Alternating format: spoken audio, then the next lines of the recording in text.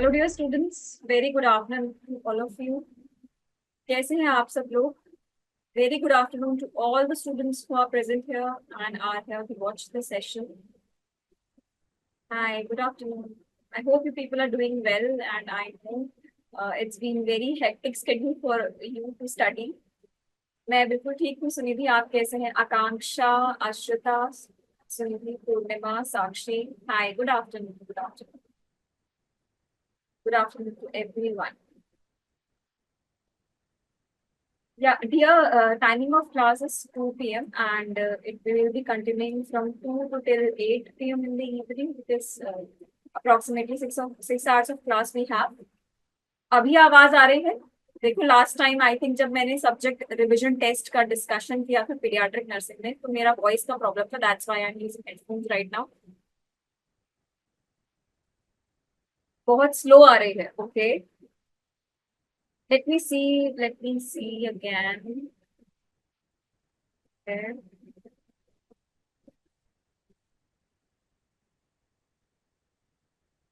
Okay, slow voice, fine, fine, fine, fine, fine. Let me just resolve this. So class के timing. Hi Nikita, you are my senior in college. Okay, Nikita Yadav. Uh, okay, so you're talking about which college and which university. Do let me know. That's great. Good to hear that. Hi, good afternoon. Okay, holy family. Great, great, Nikita. Nikita, it's good to know. Let me see.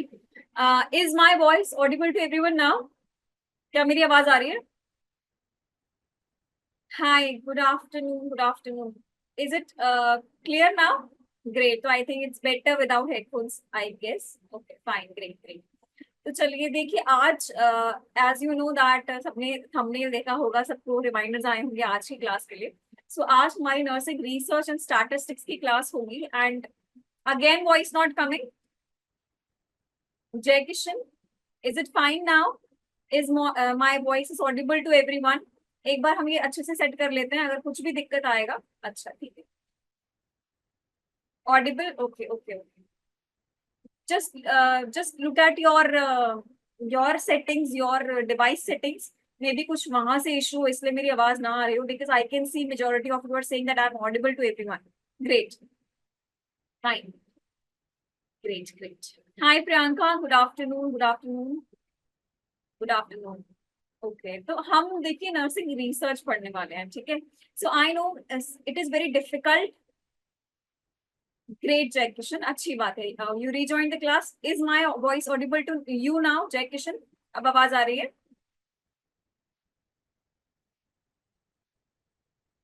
Hi, good afternoon Uma, good afternoon Tanya, good afternoon Karishma, good afternoon. Let everyone join first, then we can.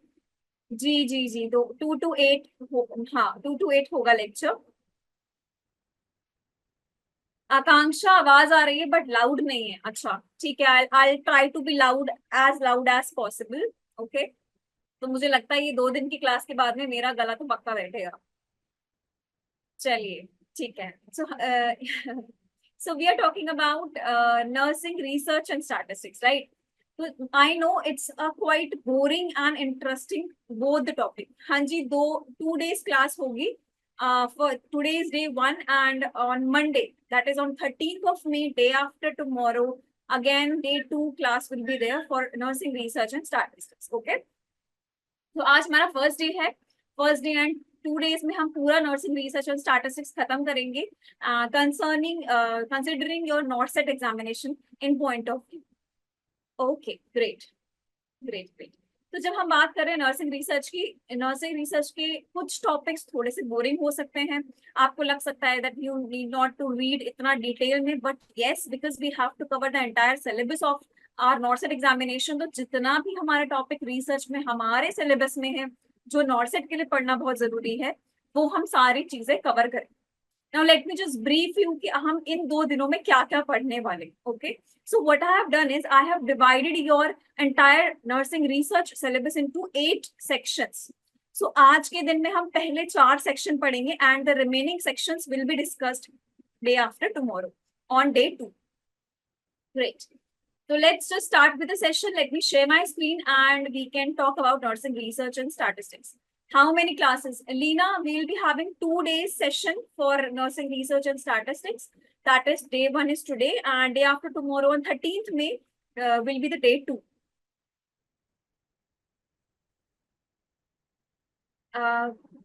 कल कोई class नहीं रहेगी, नहीं कल कोई class नहीं रहेगी. As per my knowledge, there will be no class tomorrow. However, if there will be anyone, so you will be getting the notifications. हाँ, कल छुट्टी मनाओ. Okay, take some rest.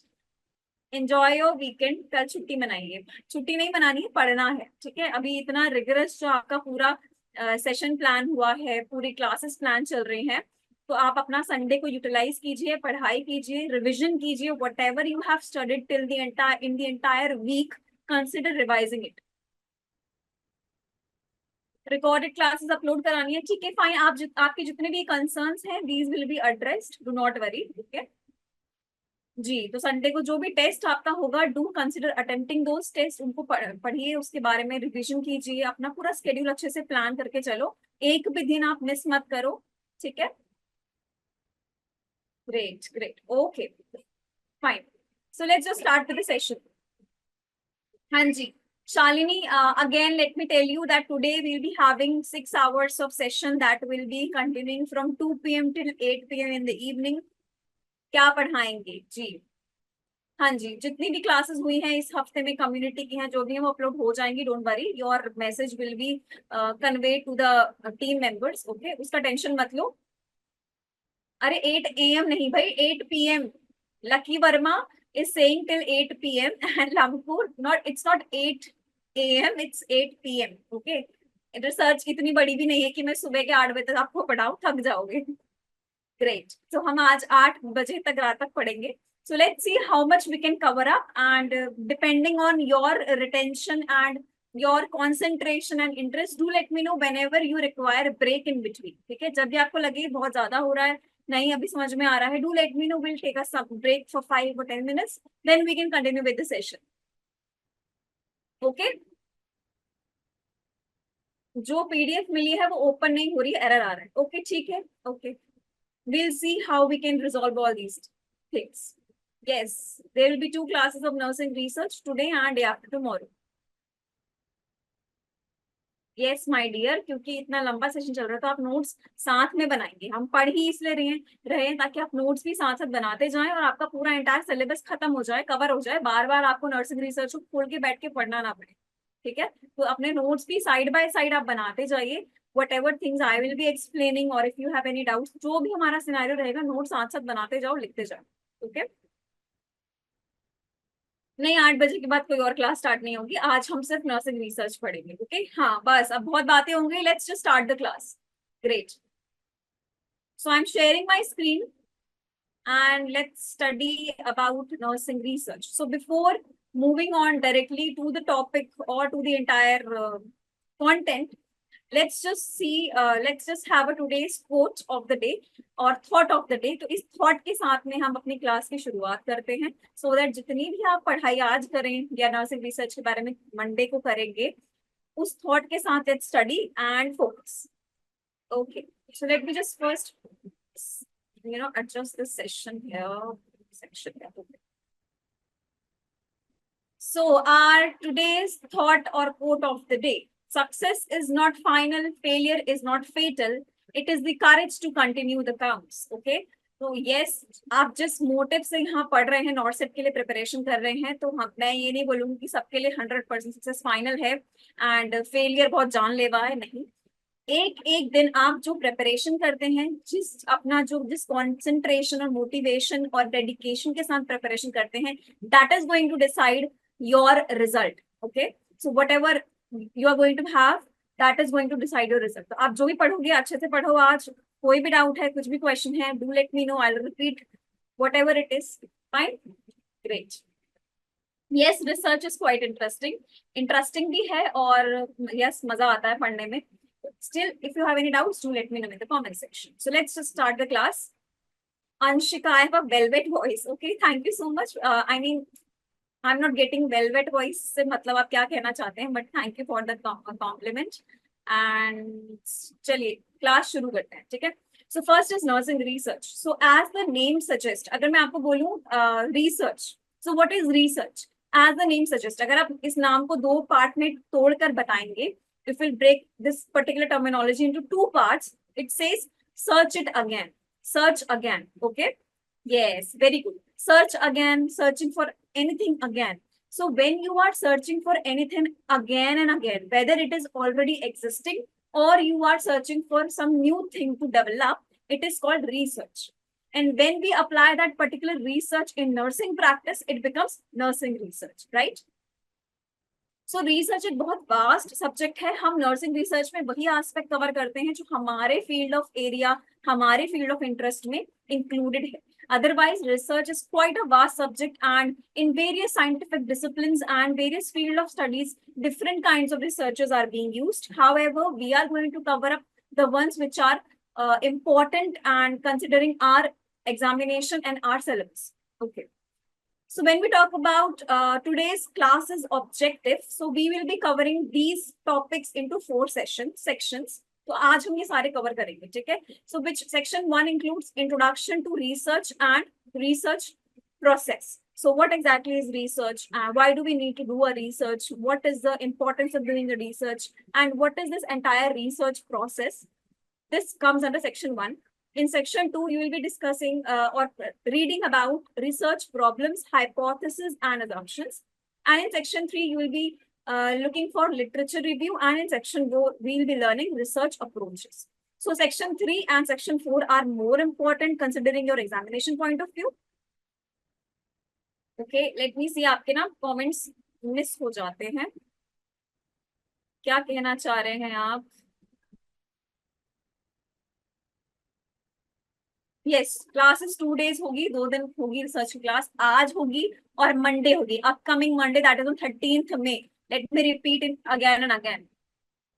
हाँ हाँ, तभी तो बोल रही हूँ, मैंने 8 सेक्शन में इसलिए डिवाइड किया कि आधा सिलेबस आज कवर करेंगे, आधा सिलेबस हम मंडे कवर करेंगे। So your entire syllabus will be covered. Okay, fine. Yes, so let's just start with the section number 1. In section number 1, we'll be dealing with introduction to research and research process. ठीक है, so research में again my dear, timings of the classes will be, it will be starting from 10:30 AM till 5 PM. so सुबह 10:30 बजे Monday को आपकी class start हो जाएगी।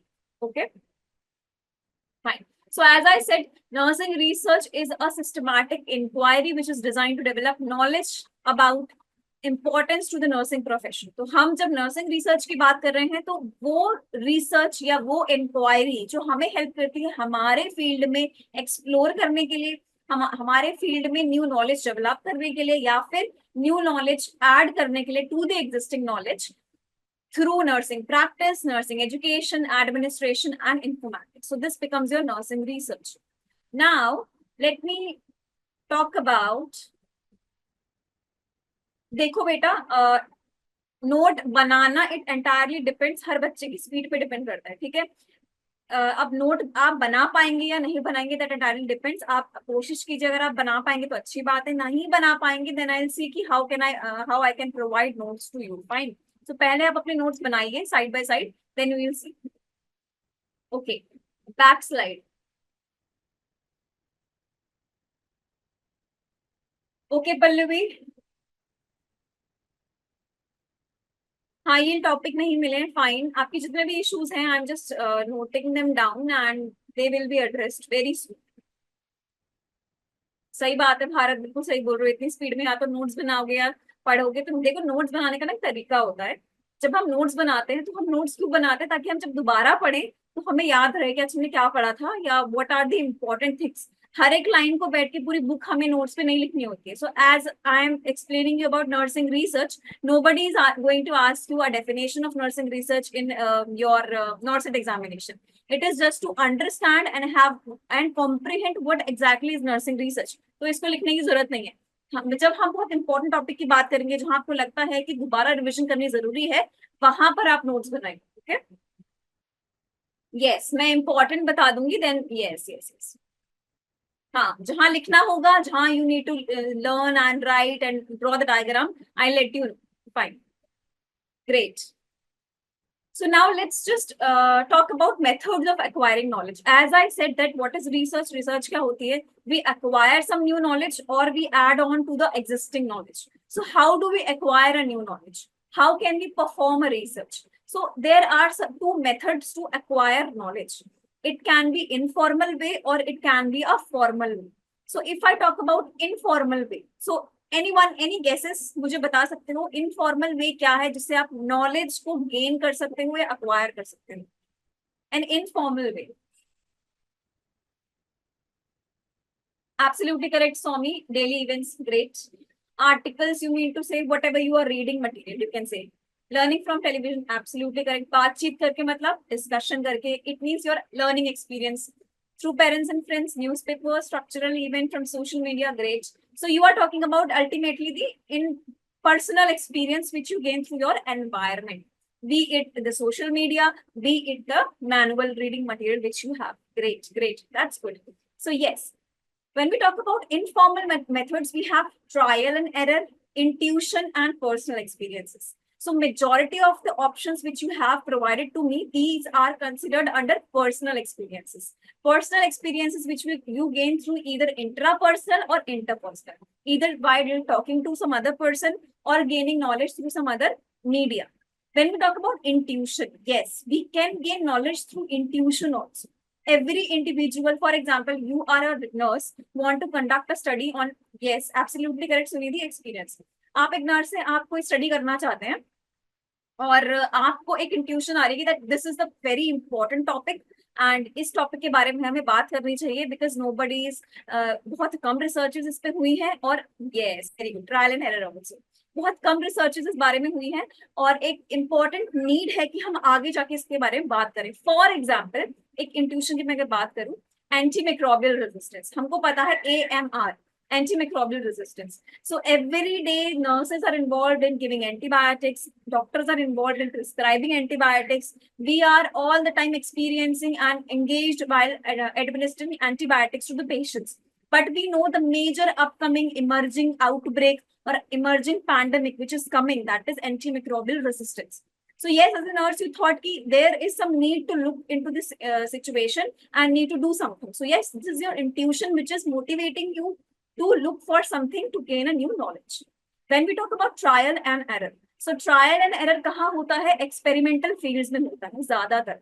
तो आप अगर स्टूडेंट हैं किसी कॉलेज में या फिर आप पढ़ रहे हैं यहाँ as a nursing officer you are working या पहले आप पढ़ चुके हैं काम कर चुके हैं तो आपने देखा होगा जब भी हम ट्रायल एंड एरर को हम क्या बोलते हैं learning by do when you do something then only you learn without doing anything you can not learn so when you perform yes absolutely correct a scientific method when you go to the field perform anything अगर fail होते हो तो क्या सीखते हो सबक मिलता है कि भाई क्या चीज करनी है क्या नहीं करनी है अगर सक्सेस मिलती है so you will get the outcome or the end result so that is called trial and error apart from this we have another method that is called formal method of acquiring knowledge so what are the formal methods one of the students wrote here in the comment section that is scientific method so yes scientific method is a type of formal method it do not come under informal method scientific method of inquiry comes under formal method जिसमें आप क्या करते हैं आप एक formally एक research conduct करते हैं scientific field में जहां से आप method या knowledge को acquire कर सकते हैं absolutely correct university curriculum okay yes somebody mentioned inductive and deductive reasoning absolutely correct so formal methods में हमारा आता है you can see here logical reasoning problem solving assembled information or scientific methods of research so yes somebody mentioned here that logical inductive and deductive reasoning so inductive and deductive reasoning are part of logical reasoning okay let me just mark here ये आप लिख सकते हैं because इससे कुछ questions important आते हैं from logical reasoning and inductive reasoning. So yes, logical reasoning has two parts that is called as inductive and deductive reasoning. Okay, inductive and deductive reasoning. Pushpa intuition मतलब your inner feeling, your inner voice, your inner sense of understanding something हमें होता है ना कई बार intuition होती है कि नहीं ये चीज गलत है ये चीज सही है मुझे लग रहा है ये होना चाहिए सो इंट्यूशन मतलब your personal feeling which you are getting. So in order to look for something new or in order to acquire knowledge, that becomes your intuition. Okay. Now when we talk about formal method में logical reasoning very important, इसको लिख लेना. Yes, instinct आप बोल सकते हो, your instinct, your inner feeling. So when we say logical reasoning में आपका आता है inductive and deductive. So what is inductive and what is deductive? Anyone, if you have any idea about inductive reasoning or deductive reasoning, I will explain you with the help of an example also. But still, let me know अगर आपको कुछ पता है इस बारे में. Do let me know in the comment section. Yes, inductive. Tell me about inductive reasoning. What is inductive? General to point inductive. Okay. नहीं पता, भावना सिंह नहीं पता. Okay, I'll tell you. Don't worry. Anyone else? Inductive means process of developing generation from specific observation. चीजों को reduce करना. समझ नहीं आ रहा. भारत क्या समझ नहीं आ रहा? Please मुझे बता दो. Bharat, please tell me what are you not getting? हाँ भारत, अभी तो हम शुरू कर रहे हैं ना. क्या रिपीट करूँ ये बताओ ना मुझे पहले. क्या रिपीट करूँ? देखो हम अभी तक क्या पढ़ा हमने. We are talking about nursing research. Okay. तो रिसर्च में हम क्या करते हैं, या तो आपके पास जो ऑलरेडी एग्जिस्टिंग लिटरेचर है, ऑलरेडी एग्जिस्टिंग स्टडी है, उसमें आप कोई न्यू नॉलेज ऐड करोगे. फॉर एग्जाम्पल ले लो हैंड वॉशिंग. ओके, नर्सेस की हैंड वॉशिंग प्रैक्टिसेस पे हमारे पास स्टडीज है. फॉर एग्जांपल कुछ स्टडीज है कि वो बोल रहे हैं नर्सिंग की हैंड वॉशिंग प्रैक्टिसेस उतनी अच्छी नहीं है, वो उतना अच्छे से सारी गाइडलाइंस फॉलो नहीं करते. अब इस पर अगर आपको रिसर्च करनी है तो आप क्या करोगे, आप प्रीवियस जितनी भी हैंड वॉशिंग पे, नर्सेस की हैंड वॉशिंग प्रैक्टिस पे जितनी भी स्टडी हुई है उनको पूरा पढ़ोगे. तो या तो आप already existing knowledge, already existing literature में न्यू नॉलेज ऐड करोगे अपनी स्टडी से, या फिर आप क्या करोगे, नया कोई न्यू कंक्लूजन बनाओगे. Something new you are going to develop. Okay. So in order to get a knowledge or acquire something new, we have two methods through which we can do that. So we have informal method and we have formal method. So when we say informal, मतलब जिसमें कोई हमें scientific inquiry लगाने की जरूरत नहीं है, कोई प्रोसेस फॉलो करने की जरूरत नहीं है. अपने डे टू डे दिन भर के लाइफ एक्सपीरियंस से जो भी आप चीज देखते हैं, सुनते हैं, पढ़ते हैं, गेन करते हैं, that becomes your method of acquiring knowledge as informal. When we talk about formal method, formal में हमारे पास आता है पहला logical reasoning. So what is logical reasoning? Logical reasoning हमारी दो टाइप्स की होती है, इंडक्टिव एंड डिडक्टिव. अब देखो, when we talk about inductive reasoning, हम इंडक्टिव रीजनिंग कब करते हैं, जब हमारे पास बैकग्राउंड में कोई भी थियरी नहीं है कुछ भी टेस्ट करने के लिए, या फिर हमारे पास कोई लिटरेचर नहीं है पढ़ने के लिए किसी भी टॉपिक के बारे में. If we do not know anything, if we know nothing about any topic, what do? We do an inductive reasoning. So it means what you are doing, you are developing a theory. What do we do in an inductive reasoning? We develop a theory. Just write it down here. In inductive reasoning, we proceed towards developing a theory. So इसका मतलब क्या हुआ, theory develop करने का मतलब क्या हुआ, आपके पास कुछ छोटी छोटी ऑब्जर्वेशंस हैं, उनसे आप क्या कर रहे हैं, एक जनरल टॉपिक पे आ रहे हैं. मतलब आपके पास कुछ कुछ चीजें, आपको छोटी मोटी चीजें पता है. So you are moving from specific to general, from specific to general.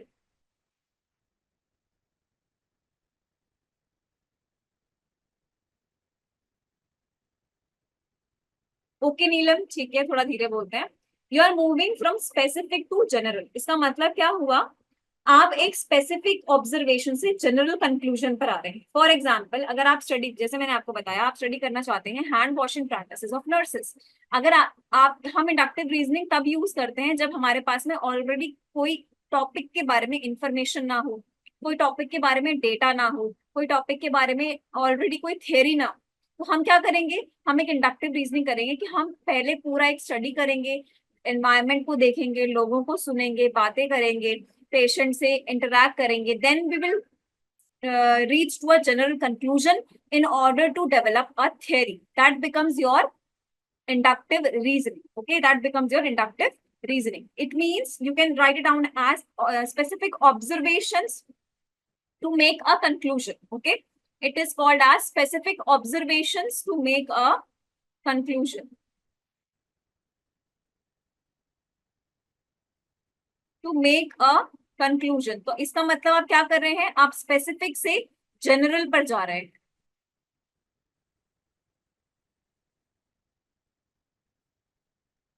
Very good जय Kishan, very good example you said. For example, हाँ बिल्कुल, जैसे कि हम स्टार्टिंग में क्या करते हैं, बच्चों का ग्रास्प रिफ्लेक्स बहुत ज्यादा स्ट्रांग होता है, पहले बच्चे ग्रास्प करते हैं and they have a routing reflex, they have sucking reflex. धीरे धीरे जैसे उनकी डेवलपमेंट होती है, व्हाट दे डू, डेवलपमेंट होते होते क्या होता है, वो जनरल ग्रोथ एंड डेवलपमेंट के पैटर्न पर आ जाते हैं। हैंड राइटिंग समझ में नहीं आ रही? अच्छा, ठीक है, चलो दोबारा लिख देती हूँ, दोबारा लिख देते हैं। See, what I'm talking about is, I said,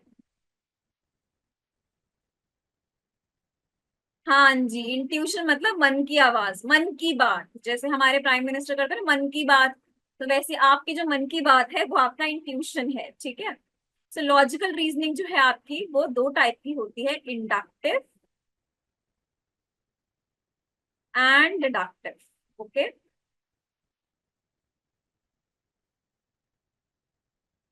deductive, inductive का मतलब क्या हुआ, आपके पास आप एक जनरल चीज पर पहुंच रहे हो, छोटी छोटी छोटी आपके पास ऑब्जर्वेशन है, तो आप एक जनरल टॉपिक, एक जनरल कंक्लूजन पे पहुंच रहे हो, that becomes your specific observations, specific observation, usha in English, okay fine. So when we say inductive reasoning means when you, it, this particular type of reasoning is applied or used when we do not have sufficient literature about a topic, or we do not have sufficient theory about a particular topic. That in that case we look for inductive reasoning. It means you are moving from specific observation to a general conclusion.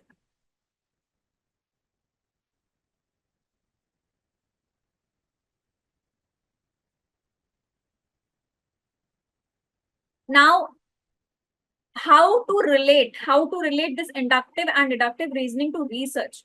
So that is what I'm telling you, जब हमारे पास में कोई topic के बारे में कोई theory नहीं है, हमें कुछ नहीं पता, कोई लिटरेचर हमारे पास अवेलेबल नहीं है, हम जी से, मतलब हम बिल्कुल स्क्रैच से शुरुआत कर रहे हैं, उस केस में इंडक्टिव रीजनिंग रिसर्च में यूज की जाती है, जहां पर हम क्या करेंगे, हम ऑब्जर्वेशन करेंगे, छोटे उस टॉपिक के बारे में ऑब्जर्वेशन करेंगे कि लोगों की क्या, लोगों का क्या परसेप्शन है, एटीट्यूड कैसा है, आप लोगों से बात करेंगे, इंटरव्यूज करेंगे, उसके बाद जाके जब पूरी स्टडी हो जाएगी, तो आप क्या करेंगे, एक जनरल कंक्लूजन पर आएंगे, थ्योरी बनाएंगे। फॉर एग्जाम्पल, जितने भी हमारे नर्सिंग पायनियर्स हैं, फ्लोरेंस नाइटिंगेल, ऑरेम्स थ्योरी, जितने भी हमारे नर्सिंग पायनियर्स ने थ्योरीज दिया है, what they have used inductive reasoning. उन्होंने, जैसे नर्सिंग, फ्लोरेंस नाइटिंगेल है, उन्होंने जब नर्सिंग की शुरुआत भी नहीं हुई थी उस टाइम से, she started doing observations regarding the patients, patient care. So at the end she developed a theory कि भाई पेशेंट केयर में क्या चीजें इंपॉर्टेंट है, she developed a particular theory. So that becomes your inductive reasoning, moving from specific to a general conclusion. Okay, so इसको research से relate करना बहुत जरूरी है, बिकॉज इंडक्टिव रीजनिंग हम एप्टीट्यूड में भी यूज करते हैं, जीके में भी यूज किया जाता है, यहाँ पर हम रिसर्च की बात कर रहे हैं। So that's what I am telling you कि इंडक्टिव रीजनिंग रिसर्च में इसका मतलब क्या है, when you are moving from a specific observation to a general conclusion, that becomes your inductive. Now let's just see what is deductive. एक बार deductive समझ तो आपको रिलेट करने में इजी लगेगा। अब डिडक्टिव क्या होगा, Smita, are you not able to listen, hear my voice?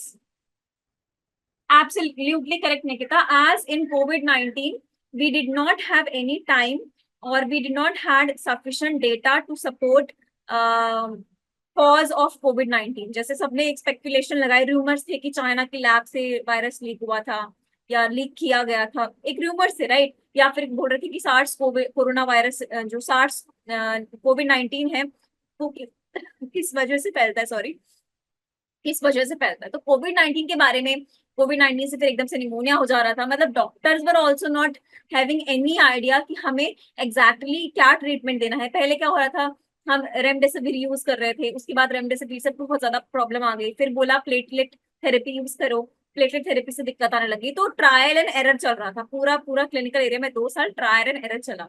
So what we did that in case we did inductive reasoning. हमारे पास में छोटे छोटे हमारे पास पेशेंट्स थे, हमने स्टडी किया, हर एक पेशेंट को देखा किस पर क्या ट्रीटमेंट बैठ रहा है. At the end we came to a conclusion कि भाई कोविड-19 किस वजह से हुआ था एंड इसका क्या ट्रीटमेंट था, और अगर निमोनिया किसी पेशेंट को हो रहा है तो उसके लिए क्या ट्रीटमेंट यूज करना है. So that becomes your inductive reasoning. Okay, I missed some of your comments. Let me see क्या बात पे चल रही है यहाँ पे. Swami, hi Swami Chatterjee. I am leading class today. Till how time class will run? Anyone please tell me. So this class is going to be from 2 to 8. 2 से 8 बजे तक क्लास होगी. ज्यादा कुछ हुआ ही नहीं है क्योंकि अभी समझ नहीं आ रहा बच्चों को, तो हम एक ही स्लाइड पर अटके हैं, हम आगे बढ़ेंगे, चिंता मत कीजिए. So 8 बजे तक क्लास होगी हमारी. Yes.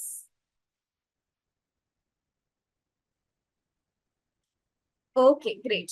ठीक है, तो ये हमारा था हमारा इंडक्टिव रीजनिंग. अगर डिडक्टिव बोलोगे तो इसका उल्टा कर दो, vice versa. It is said, it is called as general to specific. So ये when you move from a general conclusion to a specific observation. For example हम अपनी रिसर्च में क्या करते हैं, ज्यादातर हम क्वांटिटेटिव रिसर्च में क्या करते हैं, वी डू deductive reasoning. तो यहाँ पर एक important point which you need to note down is inductive reasoning is most of the time is used in qualitative researches. Qualitative researches. Inductive reasoning is used in qualitative researches and deductive reasoning is used in quantitative researches.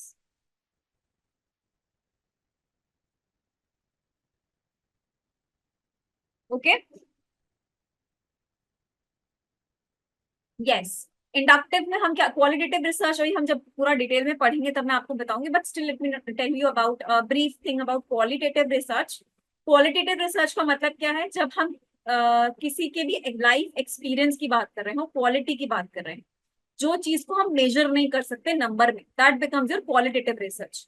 When we talk about quantitative research, quantitative मतलब जब हम number की बात करते हैं, when we talk about numerical data. So for example, you can say you want to assess the knowledge of nursing students on HIV/AIDS. तो वहां पर आप क्या कर रहे हैं, आप एक न्यूमेरिकल डेटा का कंक्लूजन निकाल रहे हैं through qualitative research called as statistical data. Absolutely correct Anshika, statistical data.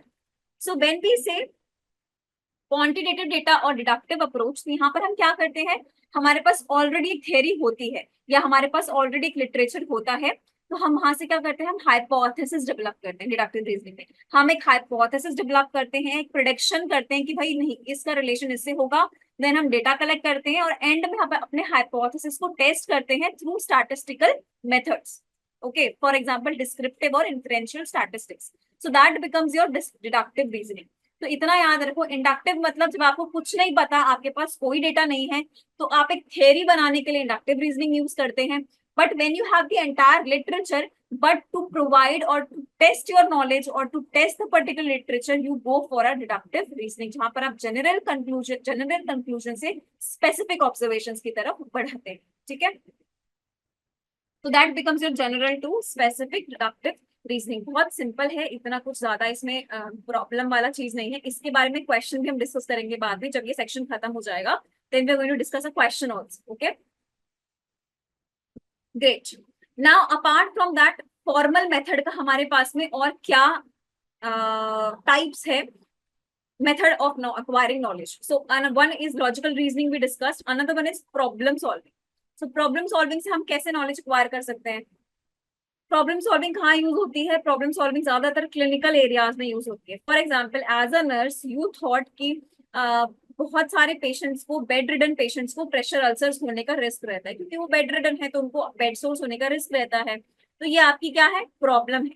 Now you need to find a solution for this particular problem. So by finding the solution, what you are doing, you are adding to some new knowledge to the our research community. So that becomes problem solving. Next is assembled information. Assembled information means what you are doing is you are gathering information from various resources and you are performing. Okay, so what you are trying to say here, Swami Chatterjee, I am not getting your comment. मुझे समझ नहीं आ रहा क्या बोलना चाह रहे हैं.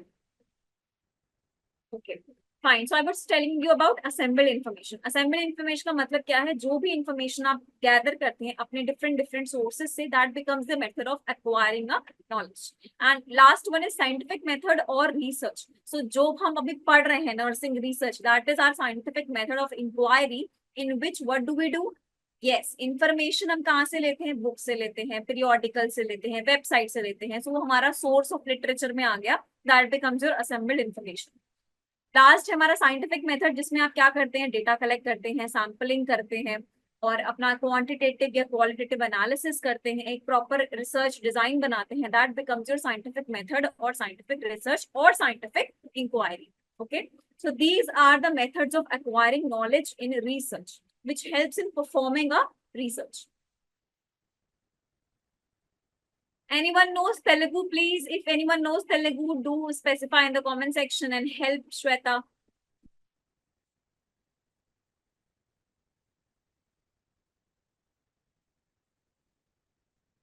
Yes, Saurabh, scientific research knowledge improve करने के लिए करते हैं. Absolutely correct. Yes, whatever we are doing here, we are trying to improve knowledge or add a new knowledge. तो वही research की बात हो रही है यहाँ पे. ठीक है, चलो आगे बढ़ते हैं अगले टॉपिक पे. Next is problem solving. So problem solving आपके सिलेबस में है, इसलिए थोड़ा सा इसमें पढ़ना जरूरी है. What exactly is problem solving? Usha, Telugu. I can't say Telugu, I know only two languages. सिर्फ दो लैंग्वेज आती है मुझे, इंग्लिश और Hindi. So that what I am trying to say here. So if anyone knows Telugu, do help. Great.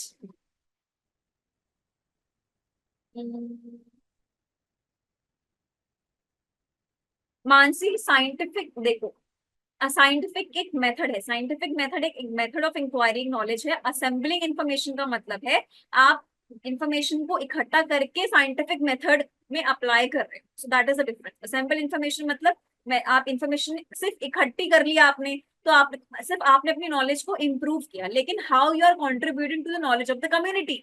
By performing a scientific research, you are contributing to the knowledge of the research community. So that is the difference between assemble information and scientific method or inquiry.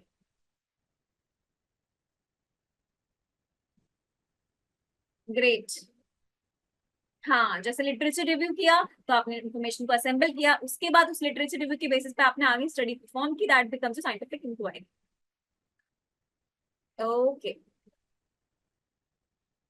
Devrapalli Manisha, scientific research or scientific inquiry or method means when you apply scientific terms or scientific concepts while performing a research. So whatever research we do in nursing, whatever research we do, either it is clinical trial or biomedical research, these all are scientific inquiries where we are trying to solve a problem or trying to gain new knowledge or improve the knowledge through scientific methods. Okay.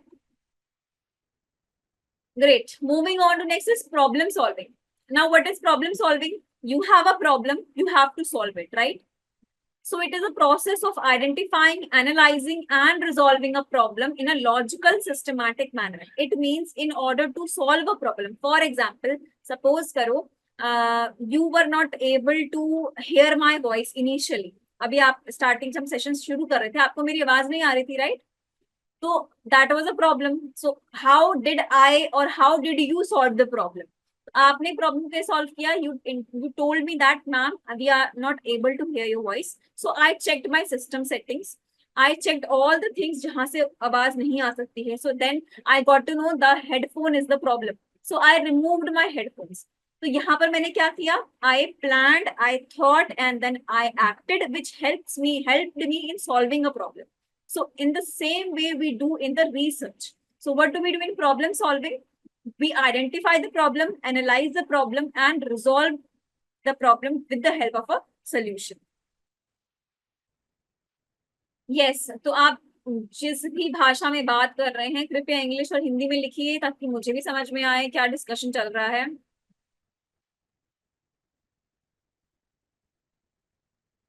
कोई बात नहीं आशीष, कभी कभी होता है, जरूरी नहीं है कि सबको हिंदी आती हो. ओके, सो इसमें कोई इतना टेंशन वाली बात नहीं है. जिसको नहीं आती है हिंदी, तो आई से इन इंग्लिश. और अगर इंग्लिश भी समझ नहीं आ रही, हिंदी भी समझ नहीं आ रही, कोई और लैंग्वेज में आ रहा है, तो योर बैचमेट्स, आप एक पूरे बैचमेट ही हो यहाँ पे, तो एक दूसरे की हेल्प करिए please. Okay, so now these are the steps of solving a problem. तो इनको लिख लो, प्रॉब्लम सॉल्विंग हम कैसे करते हैं। First what we do, yes absolutely Anshika, I can understand they are from south, definitely उनको हिंदी नहीं आएगी। yes, जितना जो भी इशू है तो please just try to help each of you and try to resolve the problem, okay? So we are talking about problem solving. The first step is identify the problem.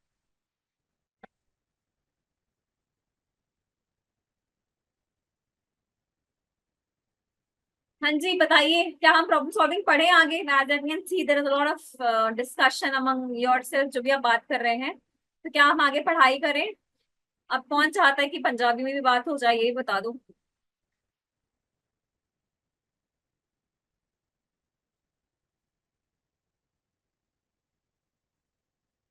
हाँ जी, yes yes yes ma'am, Hindi English only. हाँ बिल्कुल, आगे बढ़ते हैं बेटा, समय बर्बाद ना करते हुए आगे पढ़ते हैं। ठीक है, मैं कंटिन्यू करती हूँ, fine. So we are talking about problem solving. Problem solving में we have certain steps which helps us solving a problem, okay? Okay. So first is identify the problem. So if you want to solve a problem, first of all, you should know what exactly the problem is. So you need to identify the problem, then explore all the things which are leading to that problem. क्या चीजें हैं उस problem को cause कर रही हैं, that you need to explore. Then what do you need to do? Then you need to set certain goals. It means you have to plan your objectives to solve the problem. तो आपको अपना objective और goal set करना है कि भाई मुझे इस प्रॉब्लम को सॉल्व करना है, ठीक है? Then what do we do? So first हमने क्या किया, हमने प्रॉब्लम को आइडेंटिफाई किया, we identified it, we explore all the possible causes of the problem, we set goals. हम गोल सेट करते हैं, यहाँ पे मैं लिख देती हूँ, अगर आपको मेरा स्क्रीन नहीं दिख रहा है, so I am just writing it out here. Set goals, हमने गोल्स को सेट किया, and then we looked for certain alternative कि अब इसका सोल्यूशन क्या हो सकता है, लाइक सी हम कैसे इसको सॉल्व कर सकते हैं प्रॉब्लम को। So you looked for alternatives, then you select the best possible alternative. अब 5-6 सोल्यूशन हमारे पास में है, हमें कोई एक सोल्यूशन तो सिलेक्ट करना पड़ेगा प्रॉब्लम सॉल्व करने के लिए। So you select one particular best alternative, you implement the particular alternative or intervention, and then you evaluate what is the outcome, आपकी प्रॉब्लम सॉल्व हुई कि नहीं हुई, okay? That becomes your problem solving, fine. So why do we do problem solving in research? In various cases, specifically in the qualitative researches, problem solving is very much helpful. Qualitative research में, for example, आपको किसी society का culture study करना है, उसको बोलते हैं ethnographic study. So if you want to study the culture of a society कि इस किसी पर्टिकुलर कल्चर में ब्रेस्ट फीडिंग प्रैक्टिसेस कैसी होती है, किसी पर्टिकुलर कल्चर में मदर की केयर कैसी होती है after delivery, if you want to study that particular outcome और particular aspect, then in that case you can apply the problem solving. So वहां पर हम देखेंगे प्रॉब्लम एग्जैक्टली क्या है, क्या प्रॉब्लम्स फेस हुई है मदर्स के थ्रू, बेबीज को क्या प्रॉब्लम होती है, then you can go for the entire process and look for the problem solving. हाँ जी, अगर आपकी पंजाबी में बात खत्म हो गई हो तो क्या हम आगे अंग्रेजी और हिंदी में बातचीत शुरू करें? जी, ग्रेट, हाँ।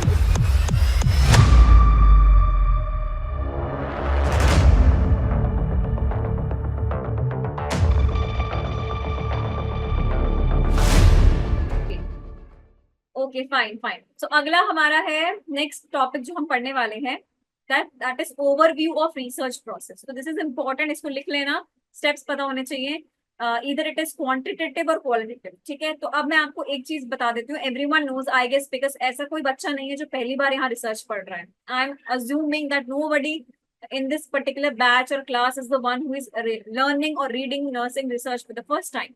Everyone has read and studied in your undergraduation studies. बेटा स्पीड तब बढ़ाऊंगी ना जब आप लोग पढ़ने देंगे। हाँ, मैं तो स्पीड बढ़ा के पढ़ा दूंगी, कोई प्रॉब्लम नहीं है। Yes, I can explain it again. See, what is problem solving? हाँ, सबने पढ़ा हुआ है, इसमें कुछ नया नहीं है, एवरीवन हैज रेड दिस। हमें कुछ हाँ, रिसर्च करी हुई है, कोई नया चीज नहीं है, हमें बस बहुत मेन इंपॉर्टेंट पार्ट ध्यान में रखना है, जो आगे आने वाले हैं वो बहुत जरूरी है, उन पे ज्यादा फोकस करते हैं। But still let me tell you about problem solving. Yes Aishwarya, everyone has done thesis, nursing research हो, बीएससी में, मास्टर में, सबने पढ़ा हुआ है, सबको पता है रिसर्च क्या है। तो हम बेसिक चीजों से आगे बढ़ते हुए थोड़ा एडवांस चीज पे आते हैं, ठीक है। जय किशन इससे एक रिसर्च का टीचर ही नहीं था। अच्छा, तो आपने रिसर्च खुद ही पढ़ी है फिर? चलिए बढ़िया, तो फिर आप तो बहुत अच्छे रिसर्चर बन गए होंगे I guess. Great great. So we have problem solving में क्या होता है, अगर हमारे पास में कोई प्रैक्टिकल प्रॉब्लम है, जैसे मैंने आपको बोला कि आपको प्रॉब्लम दिख रही है कि बेड सोर की, सॉरी, बेड रिडन पेशेंट्स को बेड सोर होते हैं, सो that is a problem. So what will you do, you will explore all the possible causes of the problem, कि भाई बेड सोर क्यों हो रहा है, क्योंकि पेशेंट ज्यादा मूव नहीं कर सकता, स्किन इंटीग्रिटी डैमेज होती रहती है। So what you need to do, you need to explore all the possible causes which are causing or leading to the problem. Then what will you do in order to solve a problem, set your objectives and set your goals, कि भाई मुझे करना क्या है। Then look for the alternatives, क्या क्या intervention आप कर सकते हो जिससे बेड सोर ना हो, जैसे every 2 hourly move the patients, position move करोगे, है ना, जो बेडशीट है उस पर रिंकल्स नहीं होने चाहिए, बेड मेकिंग जब करते हैं बेडशीट बिल्कुल इंटैक्ट होने चाहिए, रिंकल्स नहीं होना चाहिए।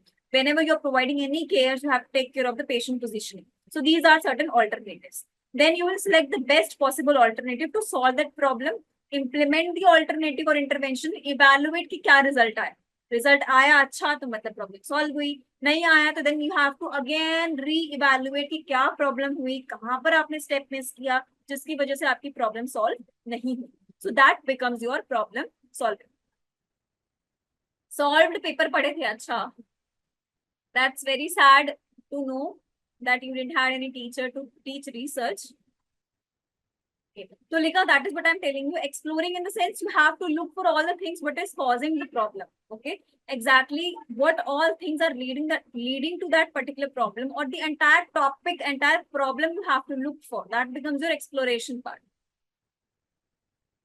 Yes my dear, scientific research में भी हम प्रॉब्लम सॉल्विंग करते हैं, हर रिसर्च में प्रॉब्लम सॉल्विंग होती है। प्रॉब्लम सॉल्विंग क्यों पढ़ा जाता है, ये कोई पर्टिकुलर मेथड नहीं है, ये एक कॉन्सेप्ट है जो हम यूज करते हैं रिसर्च करते समय। ठीक है, थैंक यू जय किशन, आई एम होपिंग कि आप ये स्टेप सब नहीं भूलेंगे। ठीक है, चलो अब रिसर्च के प्रोसेस का ओवरव्यू पढ़ लेते हैं, बहुत इजी है।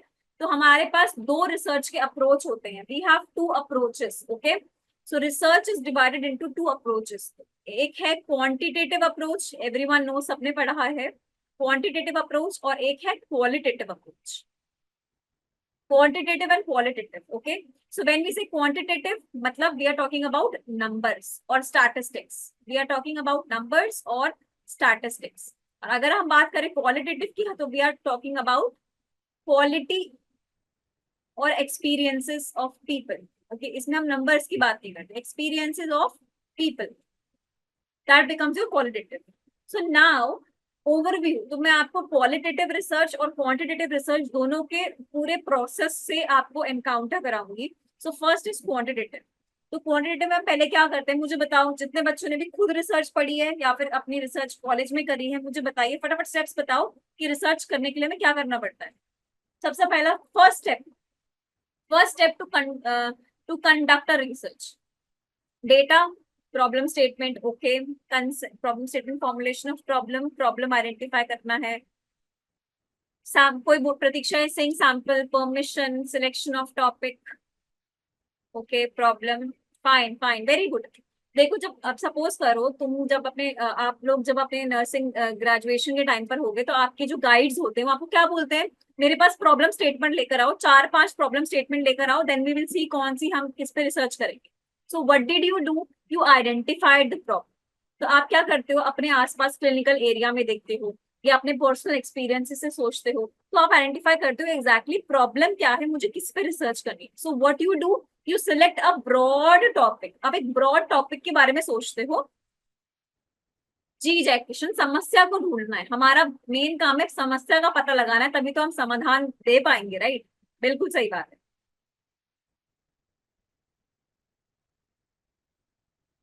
जी। तो हाँ, अच्छा, fine. So first step in your quantitative research process, इसको मैंने various books has various concept, तो बहुत सारे बुक्स में डिफरेंट डिफरेंट टाइप्स दिया हुआ है।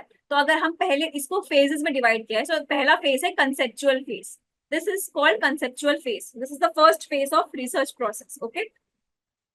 सबसे पहले आप क्या करते हैं, दूसरा फेज आता है आपका designing and planning phase. This is called designing and planning. तो पहले आप क्या करते हो, कंसेप्चुअल फेज बनाते हो जिसमें आप प्रॉब्लम को आइडेंटिफाई करते हो, सारी लिटरेचर को रिव्यू करते हो, everything you do, then you go to the design phase. फिर आता है आपका third one is your empirical phase, जिसमें आप क्या करते हैं, इंटरवेंशन करते हैं. फोर्थ आता है आपका एनालिटिकल फेज, जिसमें आप क्या करते हैं, एनालाइज करते हैं थ्रू स्टैटिस्टिक्स. एंड लास्ट आपका आता है डिससेमिनेशन फेज. डिससेमिनेशन मतलब communicating your research findings to the community in the form of publishing a research article or thesis or dissertation. ठीक है. हाँ, ये steps quantitative के बता रही हूँ. I am telling you about quantitative research. हाँ अंशिका, I'll tell you. अभी थोड़ा एक कंफ्यूजिंग है तो मैं आपको बता रही हूँ हम कैसे करेंगे. बिल्कुल बिल्कुल, डोंट वरी, अभी इसके बारे में आएगा, आगे आएगा. तो हम 5 फेज में हम रिसर्च को, क्वांटिटेटिव रिसर्च को 5 फेज में हम कंडक्ट करते हैं. पहला फेज कंसेप्चुअल फेज, दूसरा आप डिजाइन करोगे जिसमें आप रिसर्च डिजाइन सोचते हो, तीसरा आप इंटरवेंशन करोगे मतलब डेटा कलेक्ट करोगे, चौथा स्टैटिस्टिकल एनालिसिस करोगे, पांचवा अपनी रिसर्च को पब्लिश करोगे. 5 स्टेप्स में आपकी पूरी रिसर्च खत्म होगी. ठीक है, यही आपने अपने कॉलेज में भी किया होगा. तो लेट्स जस्ट स्टडी. पहला फेज है सर्चिंग फॉर अ टॉपिक. तो ये पहली चीज है, आपने टॉपिक को ढूंढा, आपने सोचा आपको रिसर्च करनी है. Like I will tell you about my research which I did in nursing graduation to assess the knowledge of students about HIV/AIDS. Okay, so what we did, we took non-medical students. Okay, we took non-medical students in the research कि non-medical students को HIV/AIDS के बारे में कितना पता है. So non-medical college students से हमने रिसर्च किया था कि उनको HIV/AIDS के बारे में क्या पता है. So what I did, I looked for a research topic. So first we select a research topic. Then based on that topic, what do? We formulate a research problem statement. तो हम क्या बनाते हैं, एक रिसर्च की problem statement बनाते हैं कि भाई एक स्टेटमेंट हमारी रिसर्च को डिफाइन करेगी, हमारी एग्जैक्टली रिसर्च ढूंढना क्या चाहती है. What are research wants to look for, that becomes your problem statement. Then what do, you look for your objectives. तब आप क्या बनाते हैं, ऑब्जेक्टिव बनाते हैं कि आप अपने रिसर्च में क्या करेंगे. Right. Then you do review of literature, that is called ROL. then you review the literature and then you develop the conceptual framework and formulate hypothesis or assumptions. तो यहाँ तक आ गया हमारा, हमने hypothesis बना ली, assumptions बना ली. अब मुझे पता चल गया कि exactly मेरे, हाँ लिख लो please write it down.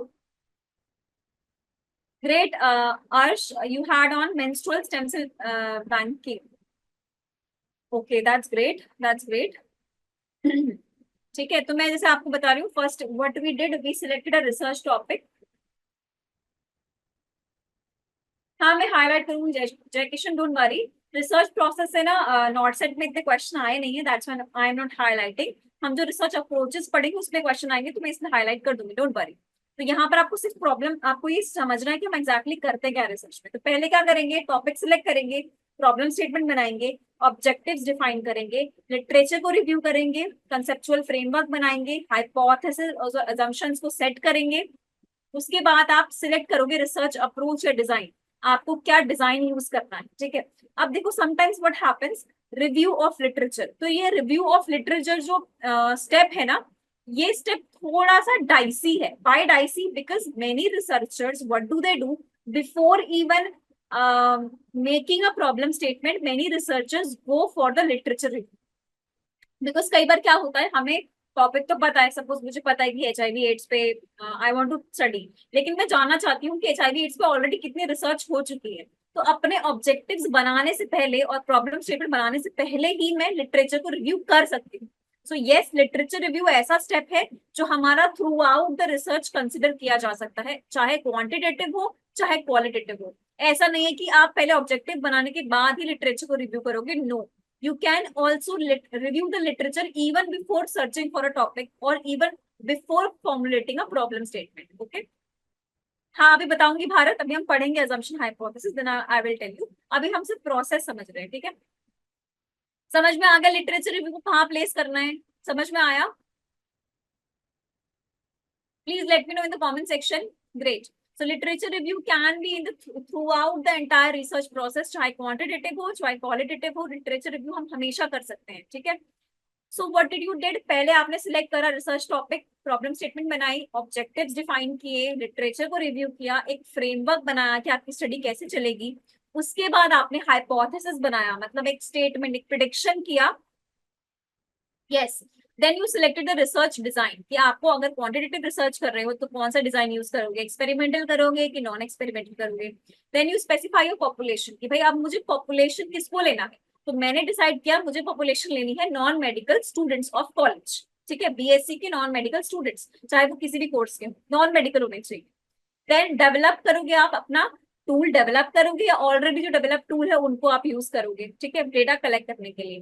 Then you will take the ethical permission. अब यहाँ पर एथिकल परमिशन लेना क्यों जरूरी होता है, बिकॉज रिसर्च जो है कि ह्यूमन टॉपिक है, ह्यूमन इंटेग्रिटी का टॉपिक है, ह्यूमन राइट्स का टॉपिक है, तो यहाँ पर हम बिना किसी से परमिशन लिए कोई भी काम नहीं कर सकते. So we have to take the ethical approval from our college or from the university or from the institute and even from the patients or the subjects. Then what do we do? एक बार सारी चीज आपने कर ली, then you conduct a pilot study. आप pilot study का मतलब क्या है, मिनी स्टडी. आप एक टेस्टिंग स्टडी करते हो कि भाई एक बार करके देखूं मेरी रिसर्च एग्जैक्टली हो क्या रहा है. पायलट स्टडी क्यों की जाती है, ताकि आपके जो भी इश्यूज प्रॉब्लम्स आप एनकाउंटर कर रहे हो वो फाइनल स्टडी में आप ना कर पाओ. यस, ट्रायल स्टडी और मिनी स्टडी, ताकि आप फाइनल स्टडी में ना कर पाओ और आपको फाइनल स्टडी करने के टाइम पे प्रॉब्लम ना आए. That's why we do a pilot study on small sample size. Okay. Next is then you what do you do, then you select the sample, collect the data and prepare the data analysis. तो आप data analysis में prepare करते हो कि exactly करना क्या है. फिर आप डेटा को एनालाइज करते हो using either descriptive or inferential statistics and then you interpret the result and draw the conclusion.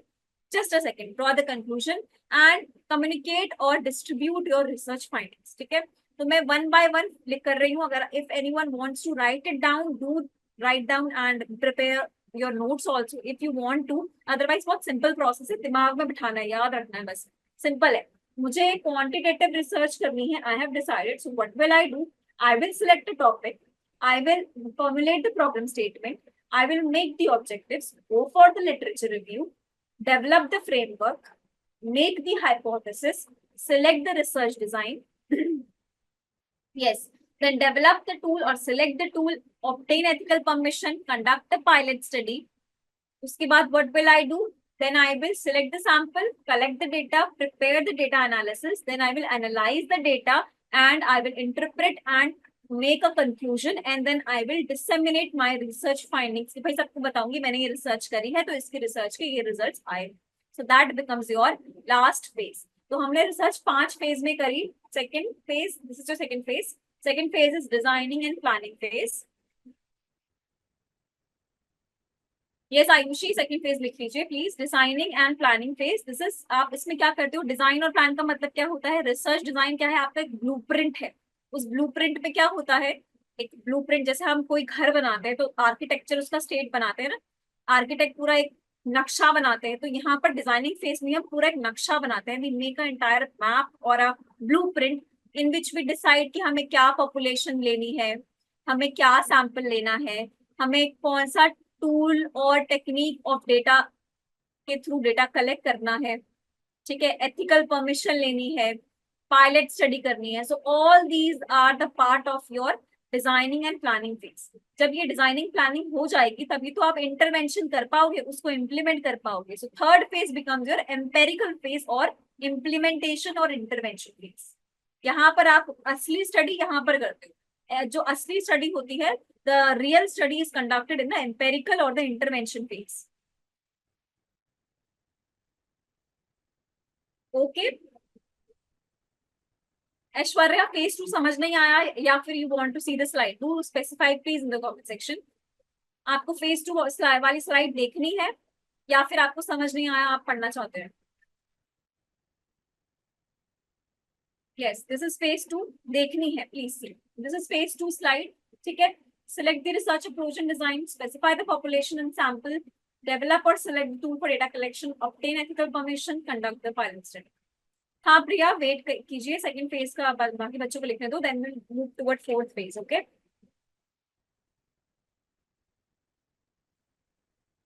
So, how are you liking research right now? Do you find it interesting now? या फिर आपको boring लग रहा है? हाँ सौरभ, देखो pilot study short time के लिए नहीं करते हैं, पायलट स्टडी एक शॉर्ट स्टडी होती है, ठीक है? What happened, Rima? You were making a very sad emoji. What happened? Boring, I understand. Yes, I understand. For some students, it can be boring, but I find it very interesting since beginning. हाँ थोड़ी सी अजीब है, we know, but अभी जो हम आगे आगे topic पढ़ेंगे ना वो थोड़े इंटरेस्टिंग है, आपकी नींद भाग जाएगी। थोड़ा इनिशियल टॉपिक है इसमें नींद आ रही है, बाद में नींद भाग जाएगी।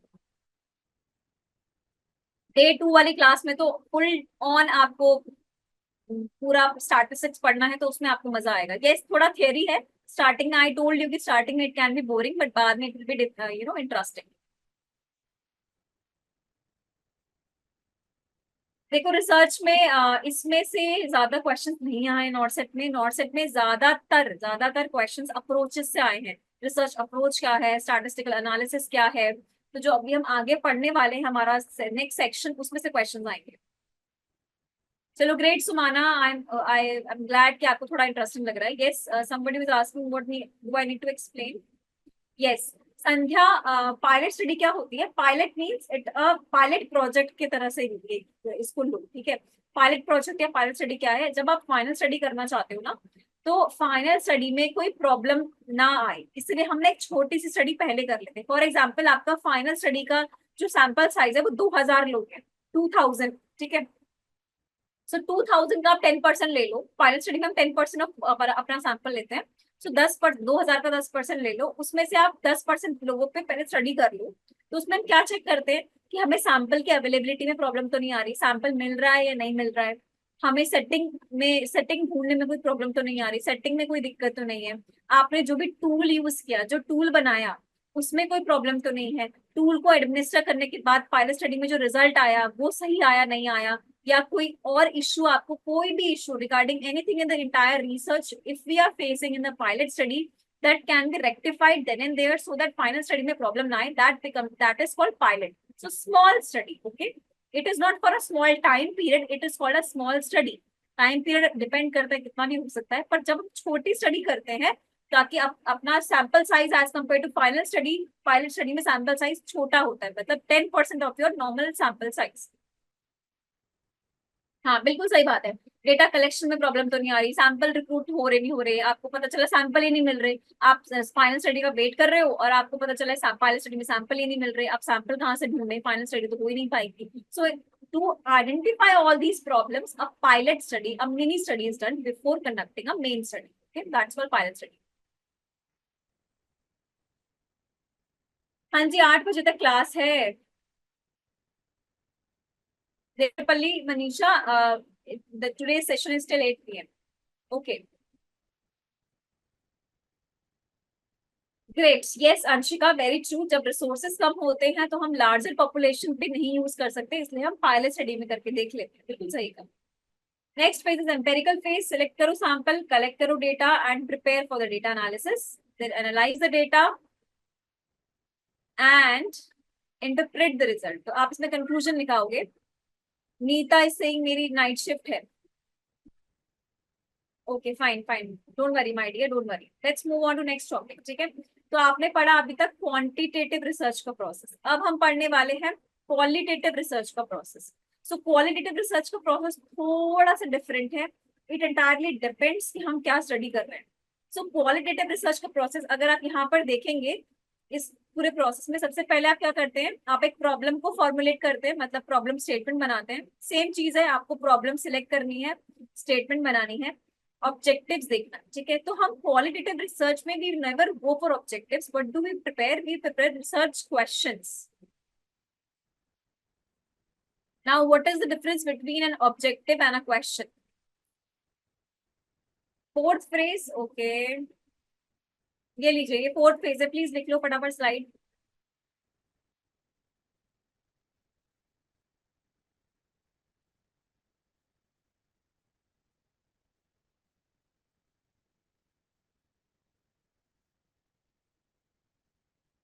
Please right it down.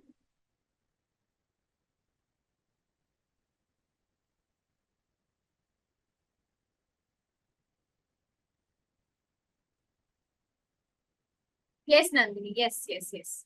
Next is phase dissemination the research finding. Disseminate का मतलब होता है आपने जो रिसर्च किया है अब आप कैसे लोगों को बताओगे क्या फाइंडिंग आई, आप उसको पब्लिश करेंगे रिसर्च आर्टिकल की फॉर्म में, थीसिस या डिसर्टेशन लिखेंगे, सो दैट बिकम, या जर्नल आर्टिकल पब्लिश करेंगे, that becomes your dissemination phase, जिसमें आप बताते हैं लोगों को कि भाई मैंने ये रिसर्च करी है और उस रिसर्च की ये फाइंडिंग्स आई।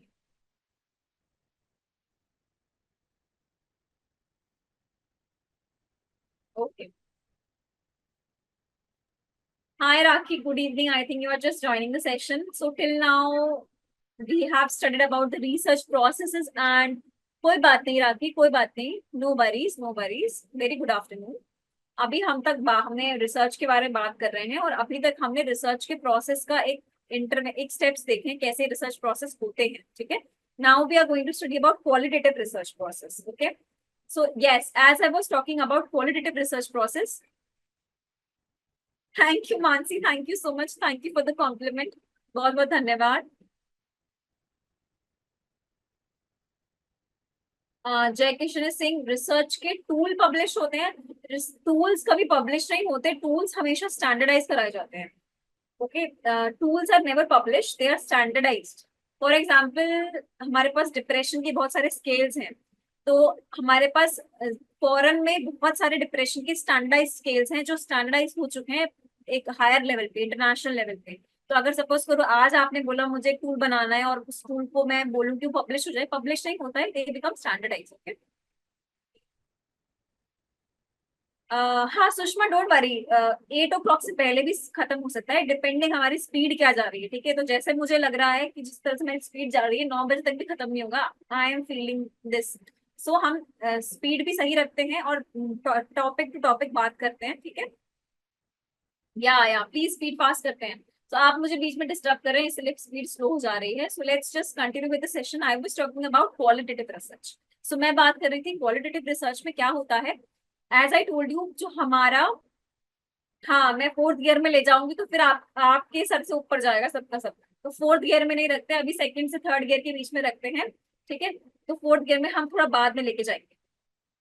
फाइन। सो पहले आपने क्वालिटेटिव रिसर्च में क्या किया, आपने फॉर्मुलेट किया प्रॉब्लम को जाना, देखा क्या स्टेटमेंट है।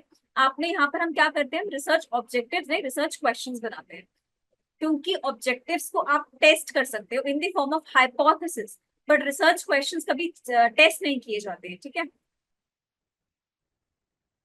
हाँ अंशिका बिल्कुल सही है, मैं भी वही बोल रही हूँ कि इतना मत फोकस लगाओ एग्जाम, अगर not set point of view से पढ़ना है तो अप्रोचेस पे ध्यान देना। ये सब बहुत माइनर चीजें हैं, just you need to remember approaches important है, उस पर आप अपना फोकस करना, ठीक है। तब हम वो पढ़े, वेरी टू। स्ट्रैटेजी से पढ़ते हैं, अपना सारी एनर्जी टाइम यहाँ पर वेस्ट नहीं करते, अप्रोचेस पढ़ेंगे तब वहां ज्यादा यूज करेंगे।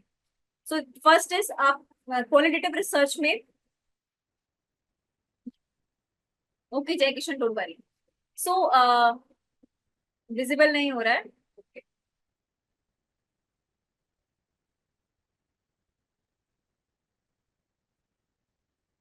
ये वाला विजिबल है, yellow colour is visible. Sakshi, is it visible now? चलो।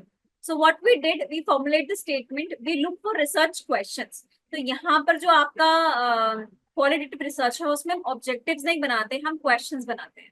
सो हमेशा क्वेश्चन किस फॉर्म में होते हैं, डायामीटर इंक्रीज कर दो। ये इतनी टेक्निकल चीजें मेरे से पूछ रहे हो ना, तो मुझे समझ नहीं आ रही है कि इसका मैं डायामीटर चेंज कैसे करूँ।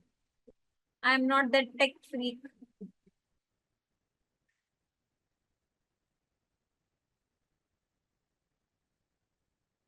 एनीवन, एनी केसेस, इसका डायामीटर हम कैसे चेंज कर सकते हैं, let me C.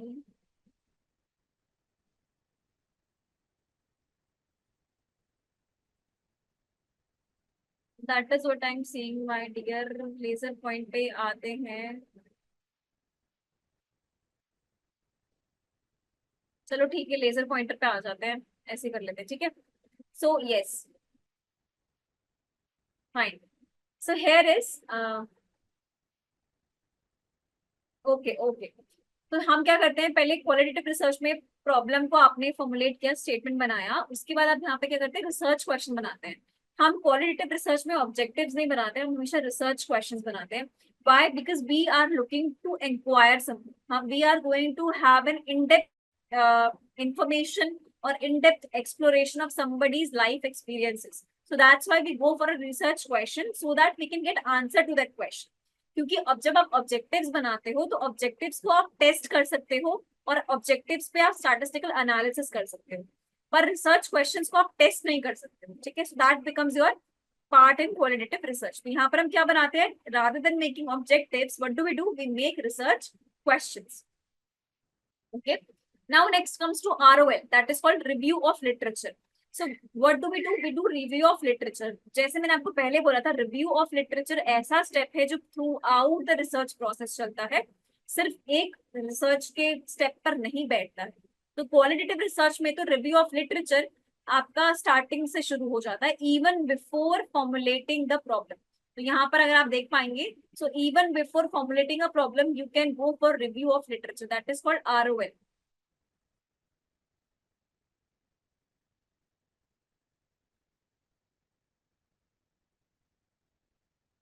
Okay, that is called ROL. तो ROL आपका पूरे थ्रू आउट द प्रोसेस चलता है, दैट इज योर ROL. उसका अगला स्टेप क्या है, मेकिंग अ कंसेप्चुअल फ्रेमवर्क. तो हम बात करेंगे कंसेप्चुअल फ्रेमवर्क क्या होता है. Once you have made the conceptual framework, you have developed the thesis. Sorry. Okay. This is your qualitative research process. वो quantitative की slide थी. This is your qualitative research process. Okay. Qualitative research process. आप literature review करेंगे, problem को identify करेंगे, formulate करेंगे research question, research design देखेंगे. भाई क्वालिटेटिव में क्या करना है, आपको कल्चर स्टडी करना है, लोगों के लाइफ एक्सपीरियंस स्टडी करने हैं, आपको थ्योरी बनानी है, आपको हिस्ट्री पढ़नी है, तो आप डिजाइन उसके बेसिस पे सिलेक्ट करेंगे. देन आप एथिकल परमिशन लेंगे, सैंपल को सिलेक्ट करेंगे, डेटा कलेक्ट करेंगे, and then you will analyse the data. Now, once you have analyzed the data, then you need to validate this qualitative data. What do you mean by validation here? यहाँ पे validation का मतलब क्या है, एक बार आपके पास result आ गया तो हम ना उसको चेक कराते हैं, क्योंकि हमारे पास जो क्वालिटेटिव रिसर्च होती है उसमें sample size is very less, very less sample size, 5, 6, 7, 8, 10, इससे ऊपर ज्यादा लेते नहीं, क्योंकि हम उसमें बहुत इन डेप्थ में स्टडी करते हैं अपने सैंपल के ऊपर. एक पूरी केस स्टडी बनती है पूरे सैंपल के ऊपर, तो उसमें हम जितने भी हमारी फाइंडिंग्स आई हैं उनको हमें वैलिडेट भी करना पड़ता है ना. वैलिडेट हम बहुत सारे तरीकों से कर सकते हैं. हम बहुत सारे मल्टीपल रिसर्चर्स को बोल सकते हैं कि जो भी कंक्लूजन आया है या जो भी रिजल्ट आया है आप उनको एनालाइज करो, और अगर सारे जो रिसर्चर हैं उनको लग रहा है कि सेम ही कंक्लूजन आ रहा है, it means we have validated our data. Then what do we do? Then we write a report of our research. So this is the important part of qualitative research process. इसको इतना, इसमें कुछ graph करने की जरूरत नहीं है ज्यादा, इतना आपको. एक मिनट, गरिमा समझ नहीं आ रहा, क्या समझ आ रहा प्लीज मुझे बताओ. हाँ, इससे पहली वाली स्लाइड क्वालिटेटिव नहीं थी, क्वांटिटेटिव ही थी, तो मैंने गलती से क्वांटिटेटिव में ही आपको समझा दिया. That is what I am telling you. ये क्वांटिटेटिव की स्लाइड है, हम क्वांटिटेटिव का पूरा स्टेप पढ़ चुके हैं, अब हम क्वालिटेटिव पढ़ रहे हैं. सो this is your qualitative. Okay,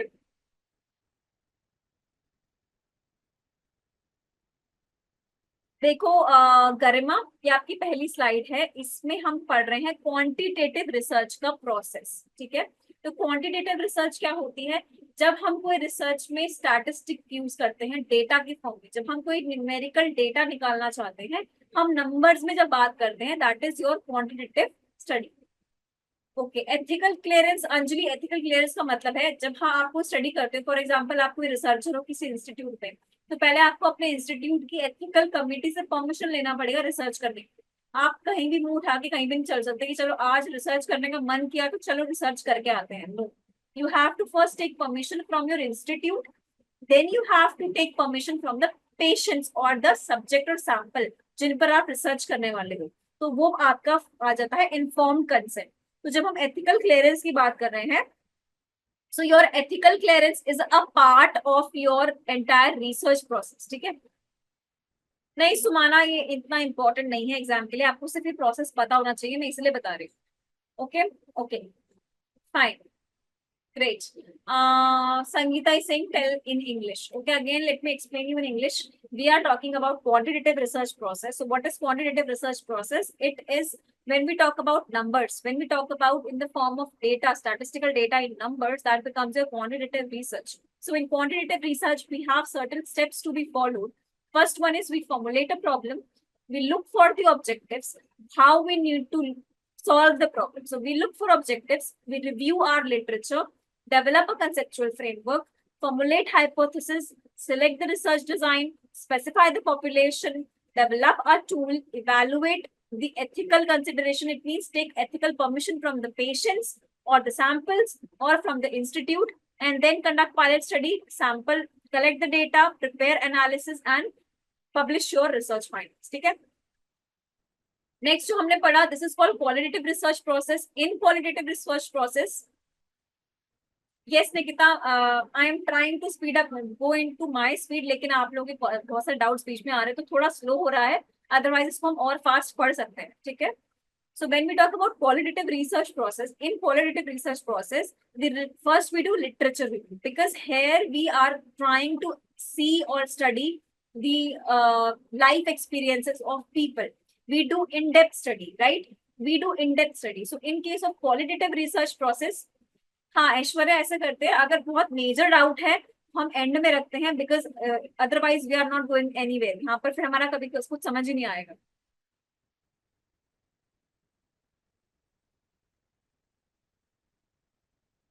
Okay, okay, fine, Saurabh, fine, fine. So qualitative research process में what do we do? First, we review the literature. What exactly evidence do we have about the particular topic in advance? So we review the literature. Based on the literature, we formulate the problem statement. Then what do we do? Then we select the design, which design we want to use in qualitative research. Then you to take the ethical permission. Now you need to take ethical permission from your institute. As I told you earlier also, patient से लोगे या institute से लोगे. Then you select your sample, how many people you want to study in your research. Then collect data from them, analyze your data, check your data again and again. Why? Because in case of qualitative research, we collect data with the help of interviews, with the help of audio recordings, with the help of video recordings, with the help of one-on-one discussions, focus group discussions, group discussions. So through all these methods, we collect data in qualitative researches. So this kind of data is not in a form of numbers. तो ये क्या है? Subjective data है. ये बहुत ही scattered और subjective data होता है, तो इसको हमें बार बार वैलिडेट करना पड़ता है. वैलिडेट का मतलब होता है चेक करना पड़ता है, वेरीफाई करना पड़ता है कि हम, सपोज करो मैंने एक इंटरव्यू किया, उस इंटरव्यू के मैंने ट्रांसक्रिप्ट लिखे. ट्रांसक्रिप्ट का मतलब उसका जो ट्रांसलेशन होता है इंग्लिश या हिंदी में, उसको हमने लिखा. I wrote the entire interview. उस इंटरव्यू को पढ़ने के बाद मेरी इंटरप्रिटेशन कुछ और हो सकती है, आपकी इंटरप्रिटेशन कुछ और हो सकती है, या आप किसी तीसरे बंदे को लेकर आओगे तो वो उससे कुछ और इंटरप्रेट कर सकता है. So we have to come to a conclusion की whatever study you have done, चाहे 3 रिसर्चर हो चाहे 4 रिसर्चर हो, अगर हर कोई सेम इंटरप्रिटेशन कर रहा है, इसका मतलब आपने डेटा को अच्छे से analyse. So that becomes your data validation. Then what you need to do once you have validated your data, then you write a report and publish your research findings. So that is the step of qualitative research process. Okay. Great. Moving on to next. Next is evidence-based practice. Evidence-based practice इतना important part नहीं है. ये सिर्फ आपको पता होना चाहिए, तो इस पे हम ज्यादा फोकस नहीं करेंगे, आगे बढ़ेंगे. ठीक है? एविडेंस बेस्ड का प्रैक्टिस का मतलब क्या है? स्पेशली हेल्थ केयर सेक्टर में जो दिखता है वही होता है. कहने का मतलब ये है कि जो आपको दिखाई दे रहा है, जो आपके एविडेंस है, उसी के बेसिस पर ही आपको बिलीव करके आगे अपना हेल्थ केयर सेक्टर में इंटरवेंशन करनी चाहिए. हम सिर्फ अज्यूम कर लें कि नहीं ऐसा होगा वैसा होगा, इस बेसिस पे हमारी रिसर्च कभी नहीं होनी चाहिए. In health care sector everything is based on evidence. तो जो भी आपके पास सबूत आ रहे हैं क्लिनिकल फील्ड में, क्लिनिकल एरिया में, that becomes your evidence based practice. For example, आपने बोला बेड रिडन पेशेंट्स को बेड सोर होते हैं ज्यादा. क्यों? Because you have an evidence, you have seen the patients. Due to being bedridden, there is more development of bed sores and impaired skin integrity. क्योंकि आपके पास clinical evidence है उसके बारे में. So in healthcare sector, every research is based on evidence practice. Okay.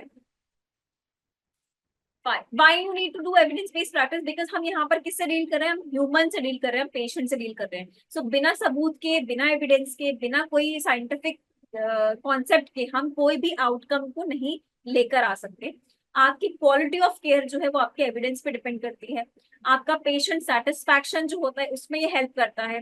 Health care cost को reduce करने में help करता है, और डेफिनेटली आपका नर्सिंग प्रोफेशन को एडवांसमेंट की तरफ लेकर जाता है। सो एविडेंस बेस्ड प्रैक्टिस में यहाँ पर मतलब है कि whatever thing you are doing here in your practice, you have to go through the evidence. अगर आपके पास एविडेंस है तभी आप उसकी तरफ अपना कोई भी आउटकम लेकर आ सकते हैं। If you do not have any evidence, you can not say that it is a scientific inquiry. Now what are the barriers in evidence based practice? क्या बैरियर्स आ सकते हैं एविडेंस बेस्ड प्रैक्टिस को apply करने में? अगर आपके पास knowledge नहीं है तो आप एविडेंस बेस्ड प्रैक्टिस अपने नर्सिंग में नहीं कर सकते। अगर आपको पता ही नहीं है कि भाई बेड सोर जो है वो बेड रिडन पेशेंट को ज्यादा होते हैं, उसका एक हमारे पास स्केल है जिसके थ्रू हम असेस कर सकते हैं कितनी इंटीग्रिटी है, आपको अगर पता ही नहीं है, so yes you will not provide any evidence to the research community. Resistance to change, अगर फॉर एग्जाम्पल आपने देखा होगा बहुत सारे पुराने ओल्ड, हम बोलते हैं ना स्कूल एज के लोग जो होते हैं, ओल्ड स्टोन, जो लोग बहुत पुराने मतलब old people, they are more resistant to change. अगर उनको हम बोलेंगे कि नहीं ये वाली चीज ऐसे करो तो फॉर एग्जाम्पल प्रैक्टिकल एग्जाम्पल दो तो नर्सेस, अगर आप बहुत नर्सिंग सुपरिटेंडेंट किसी हॉस्पिटल में देखो या किसी गवर्नमेंट हॉस्पिटल में आप नर्सेस को देखो, तो they are more reluctant and resistant to change their practices.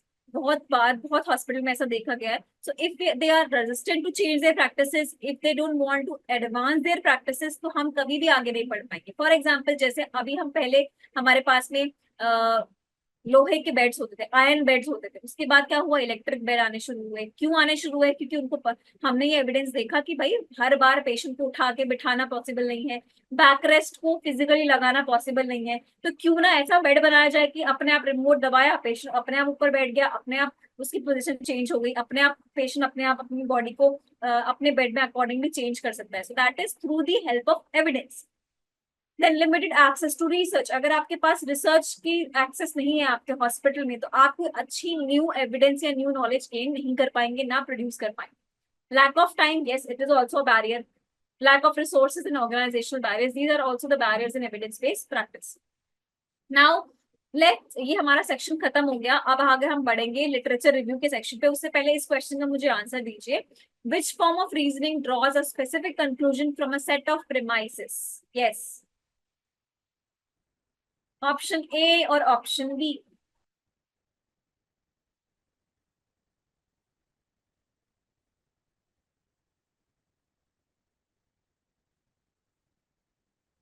Absolutely correct Shalini. सिर्फ अभी तक शालिनी और मीर फहीम, आयुषी। यस, अब सही आंसर आ रहे हैं, very good very good. Option number B, क्योंकि ये बोल रहा है draw a specific conclusion from a general premise. कहने का मतलब है हम कहाँ जा रहे हैं, हम जा रहे हैं, इसका मतलब है, sorry my pen is not working, I don't know what, okay, it means, just a second, let me just change the color. It means we are moving from general to specific, we are moving from general to specific. Yes, so it is called deductive reasoning. ठीक है, general अगर ये होता specific to general, तब हम बोलते inductive reasoning. तो देखो अभी तक हम पढ़ चुके हैं, उसके बाद बहुत सारे बच्चे गलत आंसर कर रहे हैं, इसका मतलब आपको कॉन्सेप्ट समझ नहीं आया, तो इसका मतलब I am somewhere failing to make you understand the concept of inductive and deductive reasoning. ठीक है, तो प्लीज समझिए, ध्यान से समझिए जब हम बात करते हैं। Yes Pratiksha, absolutely correct, the correct answer here is B, deductive reasoning. हम यहाँ बात कर रहे हैं जब हम किसी स्पेसिफिक कंक्लूजन से किसी जनरल टॉपिक की तरफ जाते हैं, that becomes your inductive reasoning. और जब हम डिडक्टिव रीजनिंग की बात करें तो हम जनरल से स्पेसिफिक की तरफ जा रहे हैं, तो प्लीज इस पर ध्यान दीजिए।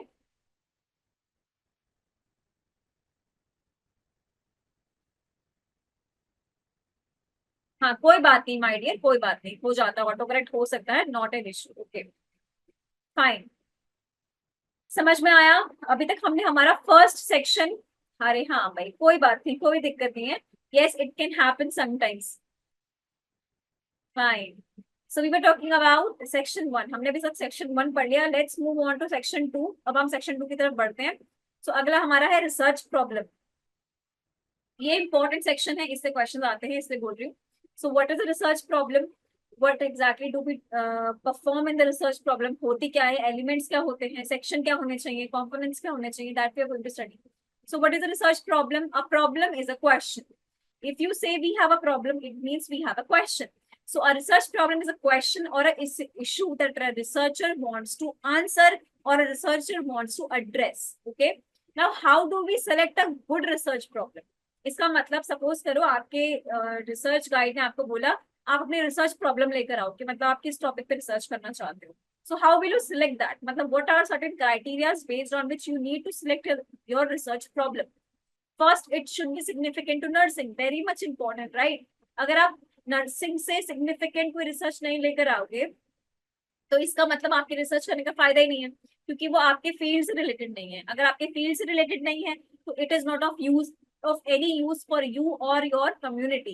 So it has to be significant to your nursing profession or healthcare sector, you can say, not only nursing, healthcare sector.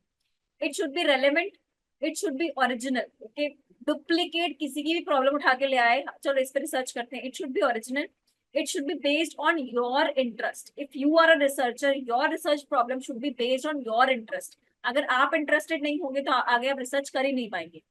It should be based on researchers' expertise. For example, I am a newbie. I am a amateur person. I do not know anything about research. और अगर मैं सोचूं नहीं मैं तो qualitative research करूंगी. So it means I am being a fool. First, I should know what exactly a qualitative research is. I should have some expertise or some training about that. Then only I can perform it. So yes, researcher की expertise भी बहुत important है research problem को select करने में. feasibility very important, the very important and very crucial aspect, feasibility. अगर आपकी research feasible नहीं है, आप सोच रहे हो भाई मैं 5,000 लोगों पर रिसर्च करूं पर आप वो सैंपल लाओगे कहां से? So your research has to be feasible enough to perform, practically possible होनी चाहिए तभी आप इसको कर पाओगे.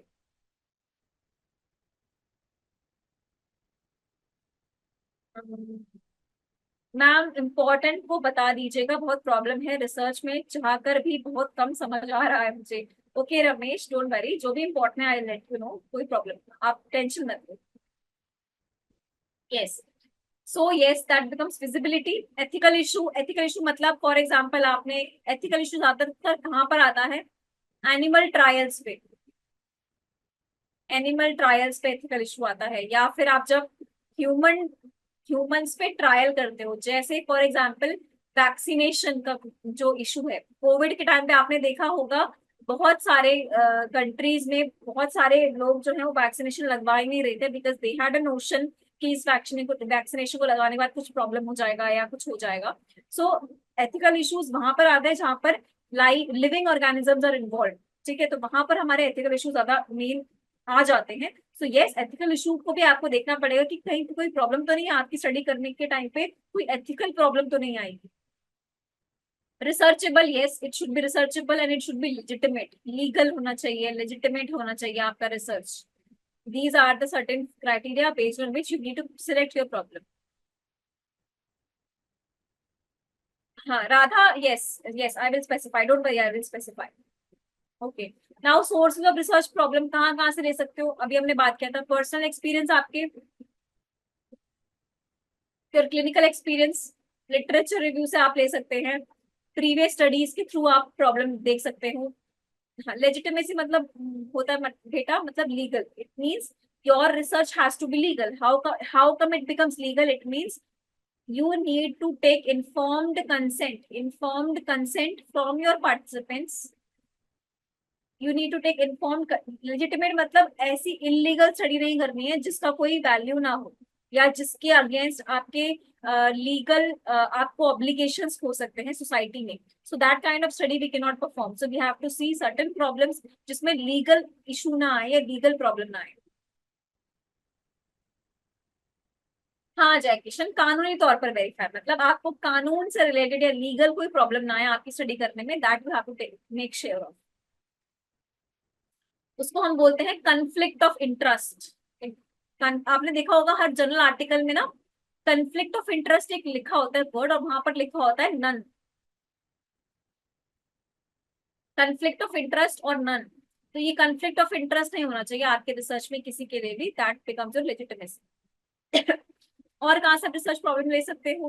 डेटाबेस से, मतलब लिटरेचर रिव्यू से, सोशल इश्यूज से, ब्रेनस्टॉर्मिंग खुद सोच के कर सकते हो, फोकलोर्स, आपके जितने भी ये कल्चर्स हैं, कल्चरल एरियाज है, वहां से आप ले सकते हैं, इंट्यूशन के through, consultation with experts, funding agencies. So these are certain sources through which you can identify a problem. Now this is important, इसको लिख लो प्लीज. मीर फर्म, yes I can understand. Research पढ़ते पढ़ते नॉस्टैल्जिया होता है, जो कि हमने रिसर्च करी होती है ना. Yes, and it is quite interesting ये समटाइम्स, नो, कि हमने कैसे रिसर्च किया था, क्या चीजें ढूंढी थी. So it is quite interesting. Yes, this is important. I am star marking it. इसको लिख लेना please.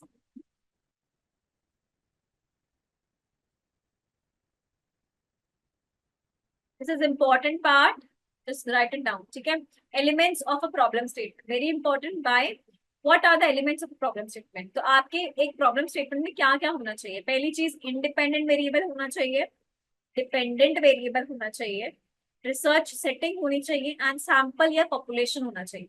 These are the important elements to be included in your problem statement. चेकिशन, हाँ, ईएसआई में क्वेश्चन आएंगे सैंपल या सैम्पलिंग से, तो वो हमारा आज अगर डिस्कस हो पाए अच्छी बात है, नहीं हुआ तो हम अगले सेशन में डिस्कस करेंगे. सो हम सैम्पलिंग की बात बाद में करेंगे. ठीक है. यस, तो एलिमेंट्स ऑफ अ अच्छा ठीक है. रिसर्च सब्जेक्ट को अगर नोट से हटाए तो मेरा काम तो यहाँ पर नहीं रहेगा, अच्छी बात है. तो अगर रिसर्च से देखो इतने क्वेश्चन नहीं आते नोट सेट में, हार्डली अ फ्यू क्वेश्चंस और hardly a few percentage of questions comes. But क्योंकि हमें नहीं पता क्या परसेंटेज हमसे पूछ लें, और क्योंकि आपका कम्युनिटी में बायोस्टैटिस्टिक्स आता है, उसमें भी रिसर्च का इंपॉर्टेंट रोल है, तो ये पढ़ना बहुत जरूरी है, तो पढ़ना पड़ेगा. ग्रेट कोमल. तो आई एम होपिंग कि आपका जो पहला एक्सपीरियंस है रिसर्च का वो अच्छा हो, और इसी तरीके से आप आगे भी रिसर्च में इंटरेस्टेड रहें, ताकि आप आगे अपने फ्यूचर में रिसर्च करें. So yes, the elements of a problem statement. तो फॉर एग्जाम्पल, ये नीचे एक प्रॉब्लम स्टेटमेंट लिखिए, इसको पढ़ो जहां पर लिखा है example. Read this problem statement. हाँ, मास्टर्स के एंट्रेंस में बहुत क्वेश्चन आएंगे आपको रिसर्च के, वेरी इंपॉर्टेंट. ऑब्वियसली मास्टर्स में काम ही रिसर्च का होता है. So you are going to get various research problems. Example, an experimental study to study the effects of a mindfulness intervention on reducing stress levels among employees of corporate working environment. Now, here you are specifying experimental study. So क्या हो गया आपका ये research approach और design. So आपकी problem statement में आपने बताया रिसर्च अप्रोच और रिसर्च डिजाइन, ये आपको दिख गया. उसके बाद effect of a mindfulness intervention. So what is this mindfulness intervention? This is an intervention which you are going to perform, right? This is an intervention which you want to perform. For what? To reduce the stress level among employees. तो ये आपके employees कौन हो गए? आपका sample हो गए. Employees आपके सैंपल हो गए. ठीक है. और आपका कहाँ पर, कौन से एम्प्लॉयज? Corporate working environment. तो कॉर्पोरेट क्या हो गया? Corporate sector is your setting. Corporate sector is your setting. ठीक है. Yes. So effectiveness of a mindful intervention. So mindful intervention is an independent variable because it is being manipulated by the researcher, and its effect is being on what? Its effect is being on reducing the stress level. So your stress level becomes the dependent variable. Your stress level becomes dependent variable. So intervention is an independent variable, stress level is a dependent variable. So all these are the elements of a problem statement. So you should have a study setting, you should have a sample, you should have research approach or design, you should have the independent or dependent variables in your study problem statement. समझ में आ गया सबको? जो बच्चे research पहली बार पढ़ रहे हैं या कुछ पढ़ रहे हैं, समझ में आया? मैं भी इंडिपेंडेंट डिपेंडेंट वेरिएबल डिटेल में एक्सप्लेन करूंगी, जस्ट टू नो. हाँ देखो, यहाँ पर क्या होता है, what is independent variable. For example, सबसे बहुत इजी एग्जाम्पल, सिंपल सा एग्जाम्पल लो. अगर मैं यहाँ पे आपको बताऊं, एग्जाम्पल है, मैंने बोला सनलाइट की वजह से प्लांट की ग्रोथ होती है. ठीक है. I am saying due to sunlight plant की ग्रोथ होती है. फैक्ट है, सबको पता है कि भाई सूरज की रोशनी से प्लांट जो है वो ग्रो करता है. So I am doing a study to assess the effect of sunlight on plant growth. Okay. So this is a study to assess the effect of, yes, effect of plant growth, effect of sunlight on growth of the plant. So यहाँ पर जो हमारी sunlight है वो क्या है? Sunlight is an intervention, sunlight is an independent variable जिसका effect हम किस पर देखेंगे? डिपेंडेंट वेरिएबल पर। तो डिपेंडेंट वेरिएबल यहाँ पर क्या होगा? प्लांट की growth. So effect of sun is independent variable and growth of the plant is the dependent variable. So we are seeing the effect of independent variable on the dependent variable. So that has become your one concept. समझ में आ गया सबको? Independent variable कौन सा variable जो हम manipulate कर सकते हैं? अगर आप सनलाइट की जो फ्रीक्वेंसी है, फॉर एग्जांपल अगर दिन में धूप में ज्यादा रखोगे तो आप देखोगे कैसा प्लांट की ग्रोथ हो रहा है, धूप में नहीं रखोगे तो आप देखोगे प्लांट की ग्रोथ कैसी हो रही है। इसका मतलब intervention. So independent variable is a manipulating variable or an intervention which is being manipulated by the researcher to see its effect on the dependent variable. अब यहाँ पर हमारे और वेरिएबल्स होते हैं, फॉर एग्जाम्पल अभी हम वेरिएबल पढ़ेंगे आगे। For example extraneous variables, for example extraneous variable. हाँ मैं जयकिशन वो बताती हूँ, ठीक है चलो इसमें ही रहते हैं। ये जो आपका क्वेश्चन है इसमें बोला गया है,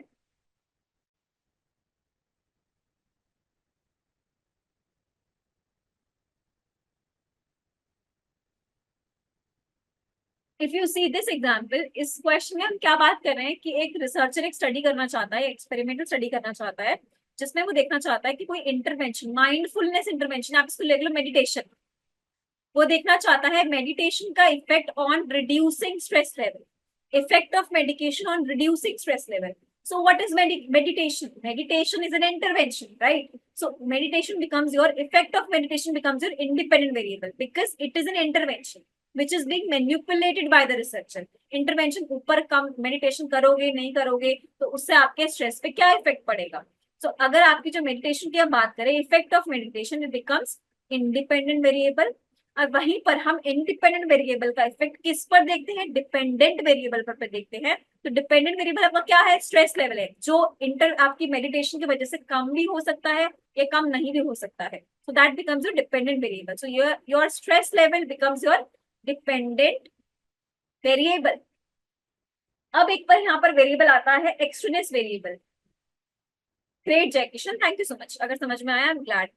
सो यहाँ पर एक आता है हमारा extraneous variable. What is extraneous variable? मतलब एक्स्ट्रा है, हमें स्टडी में कोई नीड नहीं है, एक्स्ट्रा है, बस आए चले जा रहा है. We do not need that variable, but that variable can influence our study outcome. That variable can be harmful for our study result. For example आपको मैंने एग्जाम्पल दिया, yes it is a barrier. आपको मैंने example दिया sunlight की effect आप देखना चाहते हो प्लांट की ग्रोथ में, तो आपने क्या करा? धूप में प्लांट को रखा और आपका प्लांट ग्रो कर रहा है. So you said that my study is very good, my study is effective because I established that sunlight helps in growing the plant. But क्या सिर्फ सनलाइट रिस्पॉन्सिबल है प्लांट की ग्रोथ के लिए? आप प्लांट पे कितना पानी दे रहे हैं, आप प्लांट की सॉइल की फर्टिलिटी कितनी है, यस आपका ह्यूमिडिटी का, आपका एनवायरनमेंट की ह्यूमिडिटी कैसी है, आपका एनवायरनमेंट का टेम्परेचर कैसा है, ये सारे फैक्टर्स भी डिपेंड करते हैं प्लांट की ग्रोथ पे. सब सिर्फ धूप धूप दिखा दोगे तो क्या पता प्लांट ग्रो ही ना करे, ऐसा भी हो सकता है. तो आपकी humidity, temperature, soil fertility, the amount of water you are giving to the plant, all these factors also contribute to the growth of the plant. ठीक है? So that becomes your variables which can cause barrier, which can affect the outcome of your study. Those are called as extraneous variables. चलिए, तो अभी तक हमने पढ़ा problem statement की क्या है, प्रॉब्लम स्टेटमेंट के हमारे एलिमेंट्स है. Now next is